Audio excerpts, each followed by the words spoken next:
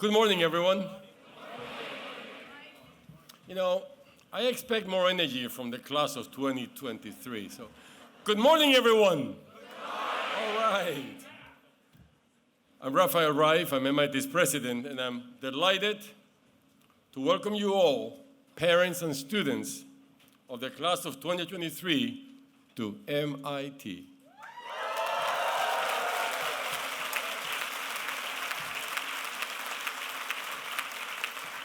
In a few moments, I'll introduce you to the officers and faculty on stage with me this morning, and then we will hear from our three faculty speakers, each of whom happens to be an MIT graduate. But first, I want to briefly share my thoughts about the community that you're joining. I'll start by describing the early days of my MIT experience, not because my story is unusual, but because it's so common. I arrived at MIT in 1980. I was a young, wide-eyed assistant professor in the Department of Electrical Engineering and Computer Science, course. Let me do it again. In the Department of Electrical Engineering and Computer Science, course. I want some energy here. I was excited when I got to campus, but I was also anxious. I knew almost no one. I was very far from home. I wasn't sure I had what it would take to succeed, and I was painfully aware of my accent.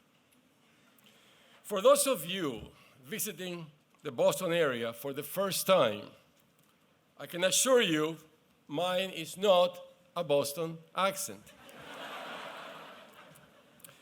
And more than anything else, I was worried about winters and snow. I grew up 2,000 miles south of here in Caracas, Venezuela. I guess somebody knows the place. The average temperature in Caracas varies from 75 degrees on the high side in April to 72 degrees on the low side in January. So I had a great deal to learn about boots, winter jackets, and the art of layering. Now, if any of my concerns sound familiar, I want you to know that all of those anxious moments I spent wondering if I had made the right decision, all of them disappeared very quickly. At MIT, I discovered a community of students, faculty, researchers, and staff who were a lot like me. They loved to ask questions. They were passionate. They loved to tinker. Many of them came from somewhere else, and they cared about helping each other and about helping society. That was the MIT I found when I arrived, and I'm proud to say that this is still the MIT I know today. Here on this campus, I found my home. So no matter where you come from, I'm here to welcome you to your new home. And we are thrilled to start an exciting new academic year with all of you. One of the things I appreciated from the very beginning was MIT's motto, mens et manus, which is Latin for mind and hand. Learning and learning by doing are deeply ingrained in our culture. Being a student at MIT can be difficult. Your classes will require equal parts hard work, discipline, and dedication. You will enjoy great moments of success, but you may also experience moments of doubt. Maybe when that problem set doesn't turn out the way you hoped. When those moments arrive, please remember three things. First, you belong here. Our Dean of Admissions, Stu Schmiel, MIT class of 1986 has a remarkable knack for finding the right students for each year's incoming class.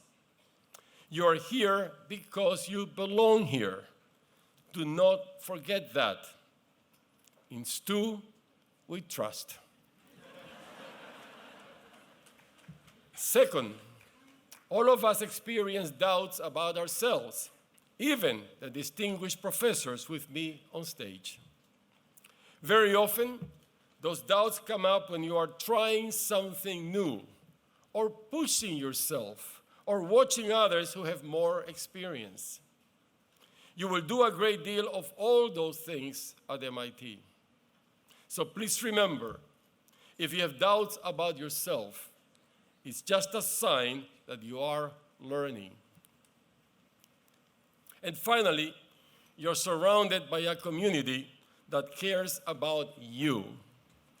All of us are dedicated to your success, and we believe in you. If you need help, please ask. Everybody needs help sometimes. MIT draws great strength from its deep commitment to mind and hand. But what sets us apart is our heart. MIT is a place where we work as hard as we can to seek knowledge and invent solutions to help make a better world. And it's also a place where we strive always to treat one another with sympathy, decency, respect, humility, and kindness. I expect you arrived here with high hopes for what you will learn and what you will accomplish. However, whether you know it or not, along with your suitcases, boxes, duffel bags, and satchels, you also brought a gift to our community. You brought to us the incredible gift of your talent, energy, curiosity, creativity, and drive. And you cannot imagine how grateful we are for that. So it is my pleasure and privilege to welcome you into the wonderful, brilliant, bold, inventive, ambitious, and caring community of MIT.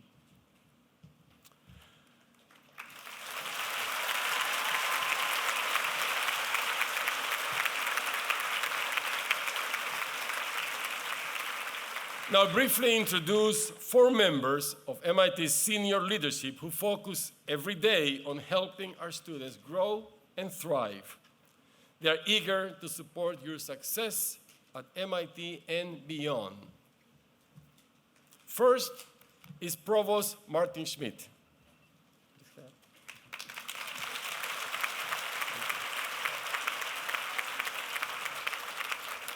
The provost is MIT's chief academic officer, and he runs the academic side of MIT, the schools and departments, the faculty, and the degree programs.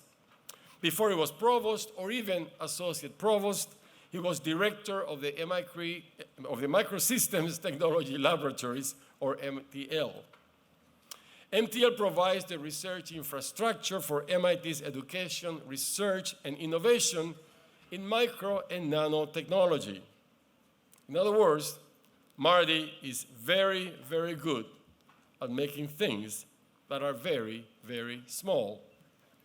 And as a result, he has earned more than 30 issued US patents and has had a hand in starting 6 companies.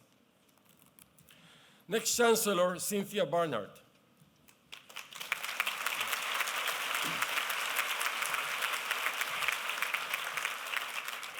Cindy oversees everything, and I mean everything, to do with undergraduate and graduate education, student life, student services, and all areas that affect the student experience. Fortunately for us, in facing these complex challenges, she can draw on her expertise as a systems engineer. Her academic research focuses on optimizing transportation systems, especially in aviation. I expect many of you will have the opportunity to meet and work closely with Chancellor Barnard. And I know you will find her a thoughtful and open-minded partner in the great shared project of making a better MIT.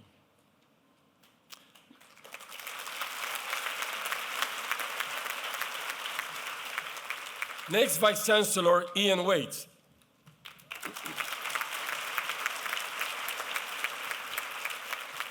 Ian is a professor of aeronautics and astronautics who served for 6 years as MIT School of Engineering Dean. The Vice Chancellor leads efforts to advance academic innovation, which means he spends a lot of time thinking about all of you. Over the last couple of years, the Vice Chancellor worked with a very creative group of faculty and students to examine the highs and lows of being a first-year student at MIT. And they came up with terrific suggestions for ways to preserve the distinctive rigor of the first-year experience while making more room for academic experimentation and flexibility. Many of those options will be available to the class of 2023. So if you have feedback and ideas, the Office of the Vice Chancellor will definitely want to know. Thank you, Ian.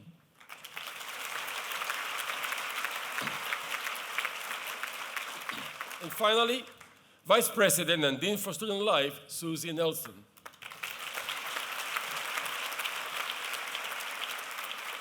Susie directs and oversees MIT's core student support services, as well as programs that make community life here more engaging and more fun.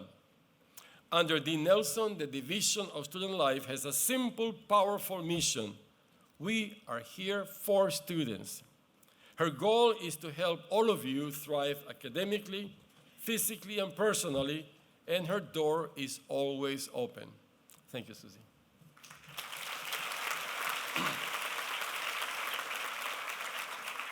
So now, on behalf of the entire faculty and administration, thank you for believing that MIT is the right choice for your family.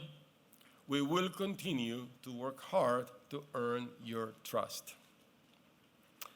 Next, we will hear from 3 faculty who will try at MIT's speed to give you a sense of what's like to live and work here.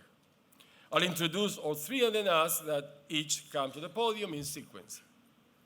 First, John Fernandez, MIT class of 1985.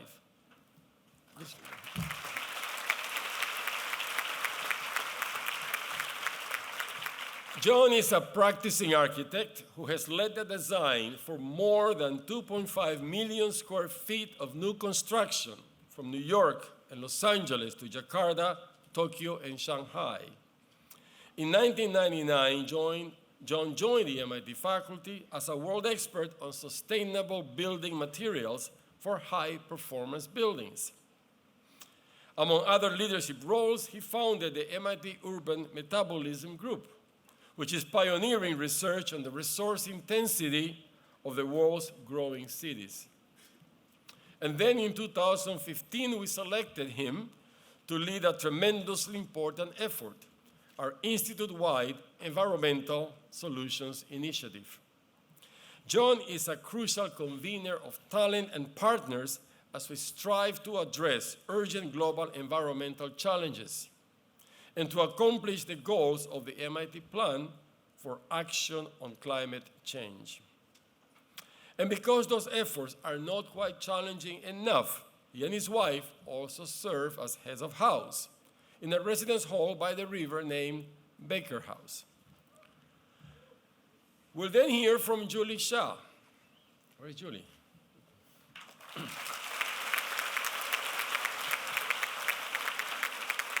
Very few people can beat Julie Shah when it comes to collecting MIT degrees, because she has 3 undergraduate and masters in aeronautics and astronautics, course 16, and her PhD in autonomous systems.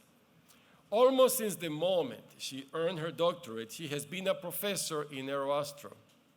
In 2014, she was recognized by MIT Technology Review as one of the world's top innovators under the age of 35.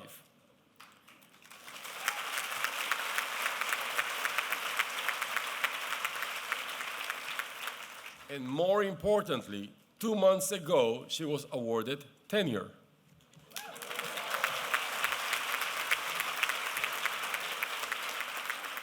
Professor Shah leads the Interactive Robotics Group at MIT's Computer Science and Artificial Intelligence Lab, and her work could not be more timely. She's renowned for developing robots that are designed to collaborate with human beings, making workers more effective instead of making them redundant. And finally, we'll hear from Marin Soljacic.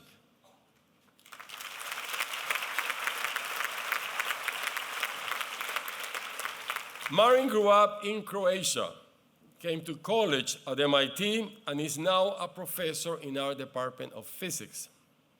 As an undergraduate, he could not decide whether electrical engineering or physics would be his major. So he double majored in course 6-1 and course 8. Even now, he cannot make up his mind. So he does research in both fields. He works in nanophotonics, which is a subfield of nanotechnology that deals with light. And he also works on applications of artificial intelligence for science and engineering. Like many MIT faculty, Marin is an entrepreneur, a co-founder of Whitetricity, a company that does power transfer wirelessly, and Light Intelligence, which aims to make a computer that computes using light instead of electrons. Among his many honors, Marin received a MacArthur Genius Award. Thank you, Marin. So now,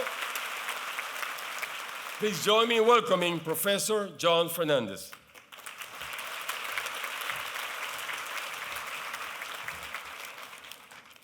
Good morning. Welcome to MIT. Congratulations to all. Congratulations to the class of 2023 and your families. You have arrived. And I know something about arriving at MIT. In fact, I've done it 3 separate times. First time, class of '85.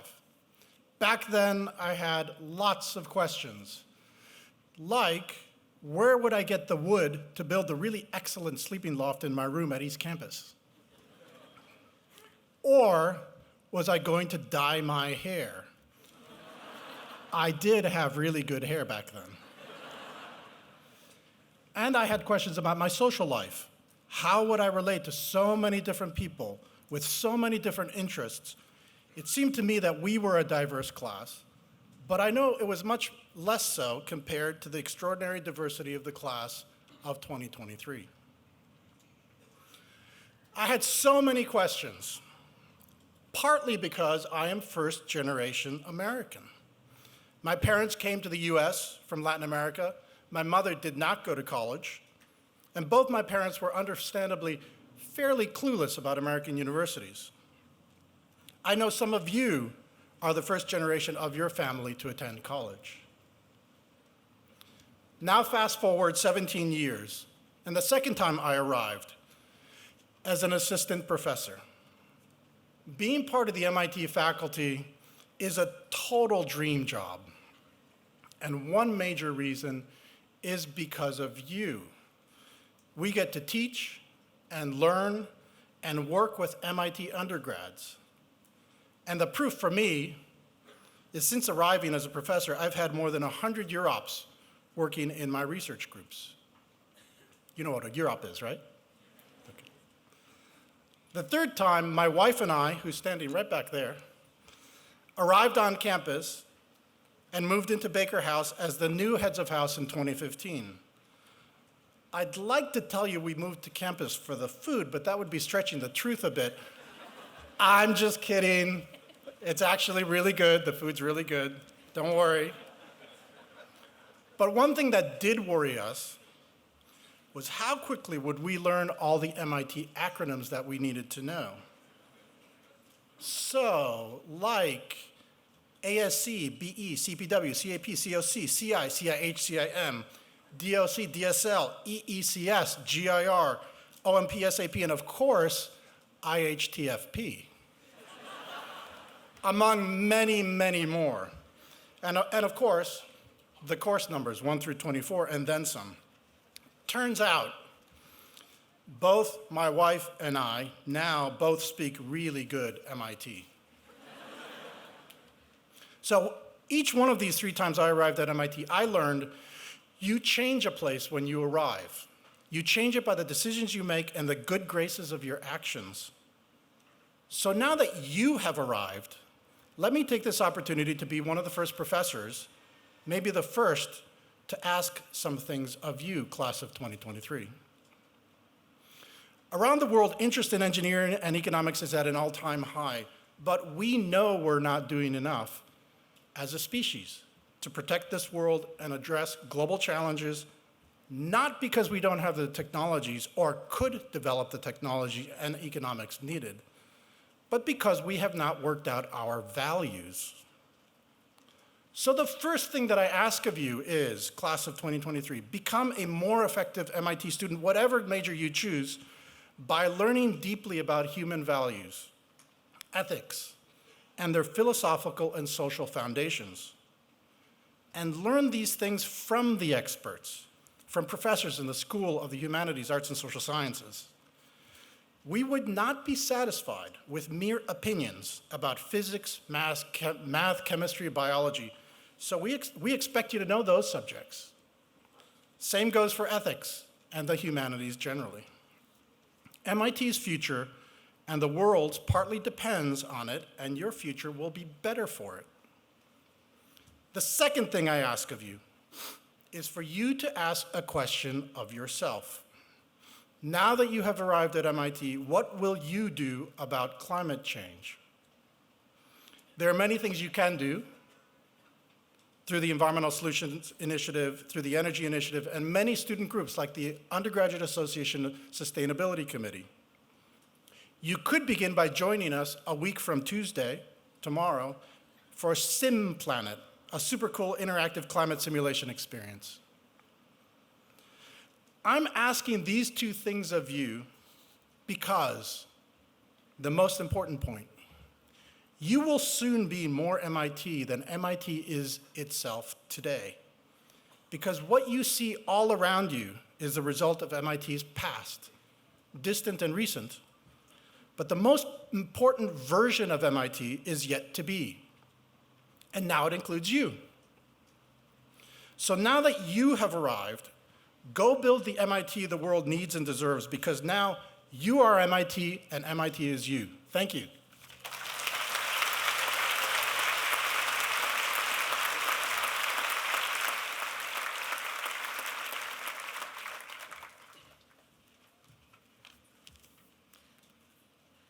So I was once a freshman.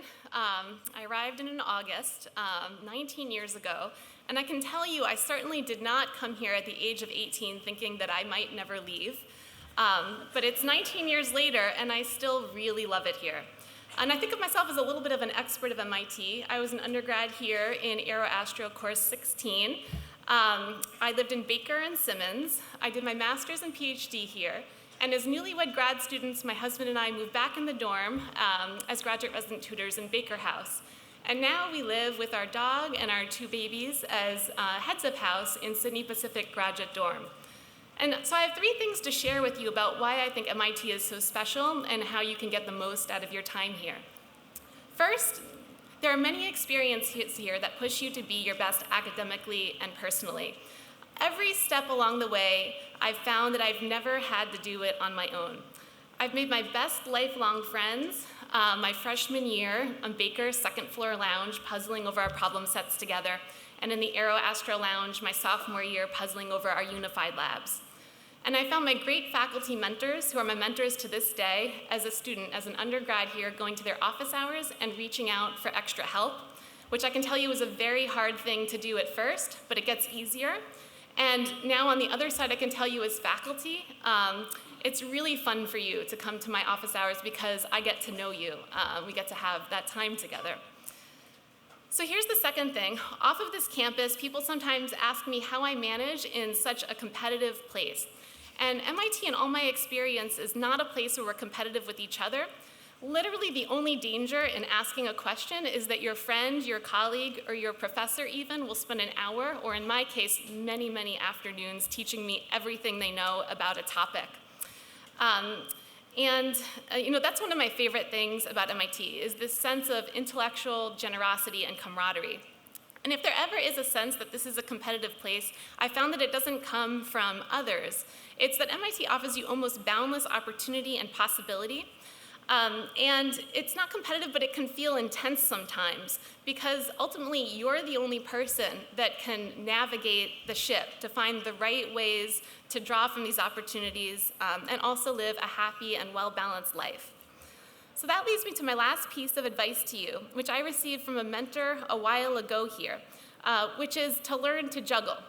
So as an undergrad here, I can't even tell you how long in Lobby 7 watching that juggling club juggle. I was just mesmerized by them, and so I did, as a freshman here, learn to juggle. I worked at it. And so when I got this advice, it made total sense to me. So what I was told is that, the advice here is that when you're juggling, if you focus too long on any one ball, the whole thing falls apart. And so, much like learning to juggle physical balls, as an undergrad here, I learned to juggle intellectually. And it's something that makes me more effective in my work life and also in my home life. But it's something that I work at, just like juggling physical balls. It's a skill to work at. And it's incredibly important to think about this advice in all aspects of your life, not just your coursework here. It's important to prioritize your friendships and to have an activity or a hobby that you completely love outside of your coursework. I've taken up different things in different phases of my life here. As an undergrad, I trained for triathlons and I did scuba, both of which I got into from my PE classes. As a grad student, I took up knitting, because why not? And my husband and I, when we bought our first home, I looked at our patio and I said, and I took up gardening. And now with our small kids and our dog, we mostly just focus on trying to get outside for a hike occasionally, trying to cook delicious food, and also keep up with our Netflix queue. So the main thing is that juggling more is not better. It's not a competition. You just need for you to find the right balance to be a whole happy person. And I wish you the best start to an absolutely great 4 years with experiences, challenges, and great friendships that I know will shape your life to come. Thanks.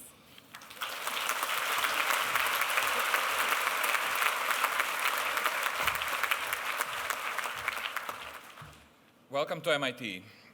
As you heard, I was also an undergrad at MIT, arriving from Croatia in the fall of 1992. So I went through quite a similar process that you guys are going through now. I was certainly surprised with quite a few things when I first arrived. I've never been to the United States before that, and so, since those were the days before the World Wide Web, I had only a faint idea of what to expect. Although internet works much better today, I'm sure that each of you will also go through your own set of MIT surprises as you go along. One surprise for me was about MIT's class requirements. You see, in high school, I was very much into math, physics, computer science, so I was really looking forward to be studying those further at a place that is as great for these as MIT is. And then I showed up at MIT and realized that in order to graduate, I had to take a total of 8 classes in humanities and social sciences. Oh man, I was thinking at the time, I didn't have this many humanities since elementary school. But to my next surprise, this ended up being some of my favorite classes. By my senior year, I was seriously considering doing PhD in economics. I'm actually now working on a project on the border between artificial intelligence and economics with a colleague from the economics department. I also took a class in Western music, which, to my next great surprise, dramatically increased my appreciation of different kinds of music, way beyond the punk rock that I was listening to in high school. And I actually also listened to classical music. My old friends from high school thought I completely lost my mind. There's also a set of surprises for my parents, so parents, be ready for your own surprises. After about 1 month at MIT, I talked with my dad on the phone, and he asked me how are my classes going. Did I like them? So I told him how much I liked my theoretical calculus class. We started with a few axioms, with a goal to eventually derive rigorously all of calculus from them. Right today, I told him, we managed to prove that 1 is bigger than 0. Awkward silence on the phone for a few seconds. Then he says, I don't know the best way to put this, but your 4-year-old cousin already knows that 1 is bigger than 0. And you had to go to this most important science institute on the planet to be taught this fact? Anyway, I strongly recommend this class. It was tons of fun. Another surprising, fabulous thing for me was that MIT eventually became my home. This is largely because of the amazing mentors and colleagues I met here, many of them becoming some of my closest and loving friends. One of my first great mentors at MIT, who later became a close friend, is Peter Durmashkin. He's one of the very best teachers we have in our department. You'll see if you take a class with him. I was actually amazingly lucky to have him as my personal first-year one-on-one teacher in experimental study group, which was fantastic. Not only did he teach me tons of physics, but he also helped me get over some hard personal times. 20 years later, I ended up teaching many classes with him. Actually, Peter is right here today with us, sitting in the front row, my first MIT teacher.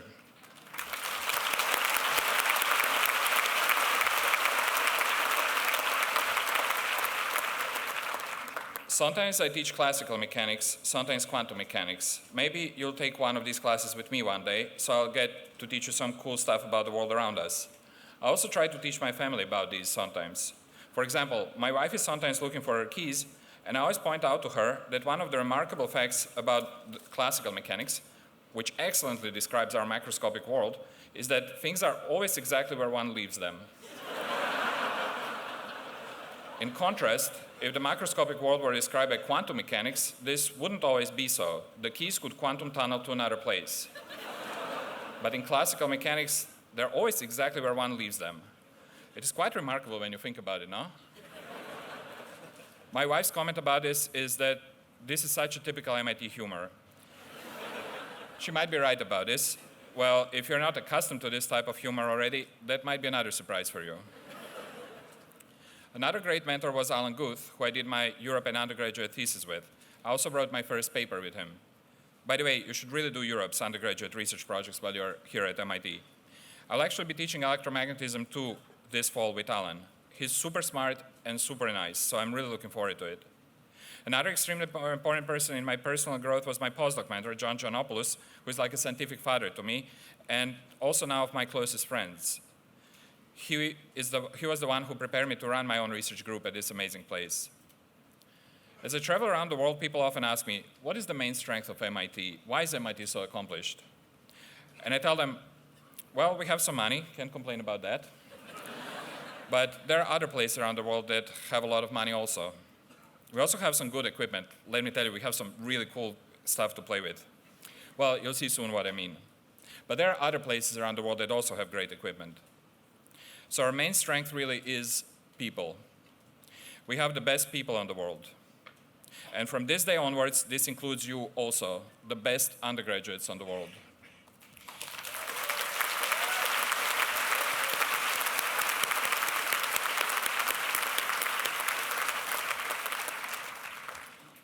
President Reif flattered me by telling you about some of the things I accomplished. And indeed, if you go to my website, you'll see hundreds of cool papers and patents from my group. But the reality is that it wasn't me who did this. It was us, my entire team and entire MIT. Over the 14 years I've been a professor here, 85 MIT undergrads did Euro projects in my group. They executed a total of 232 Euro projects so far. Most of them already went on to do PhDs at some of the world's top universities. Pretty much every single paper and patent I ever wrote, I co-authored with at least one other person that was somehow strongly connected with MIT. So that is the main strength of MIT. It's people, and now also all of you. Welcome to the team. The mission of our team is to continuously change this world into a better place. It'll be an honor to work with you. Thank you.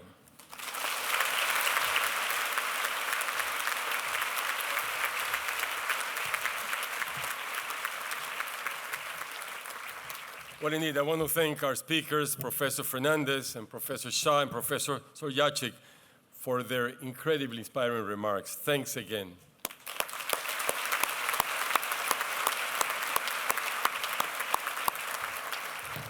Before we conclude, a few bits of housekeeping. At noontime today, the Nelson will welcome families for brunch at the Johnson Athletic Center. On our way to brunch, you're welcome to stop and say hello to me and my wife, Chris, who's in front of us. as well as Chancellor Barnard and Vice Chancellor Waits. We'll wait for you right here at the exit. Members of the class of 2023 are invited to brunch in your respective residence halls with your heads of house and grad resident advisor at 12:30.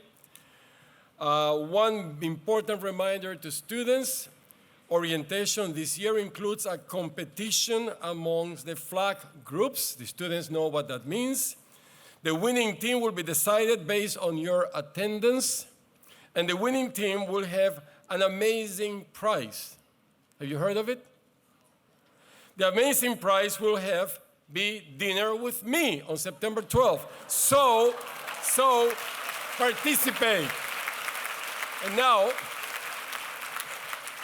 to finish on a high note, I invite you all to please rise and join the corollaries of MIT in your first opportunity to sing the MIT school song. The lyrics are on the back of your program.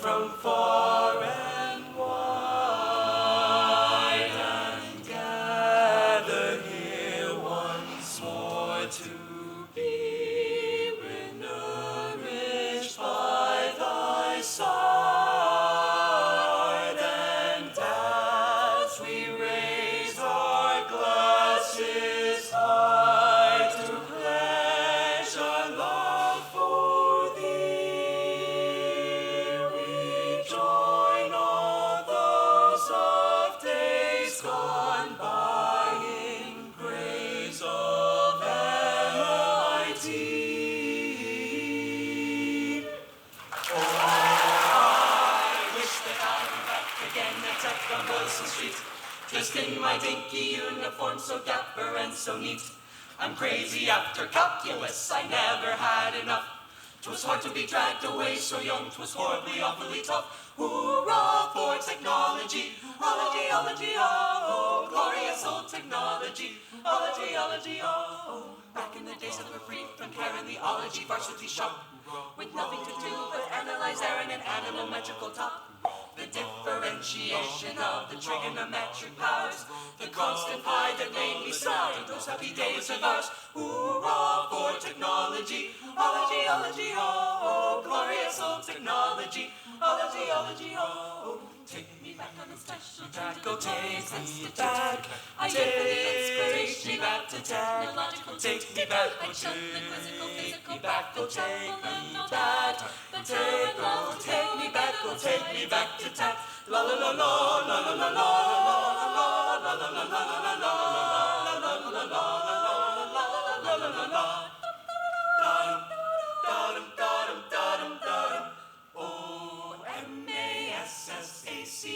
CHUSCTTS INSTITUTEOFTE CHNOLOG and Y comes after G. It's a Massachusetts Institute of Technology. Hey!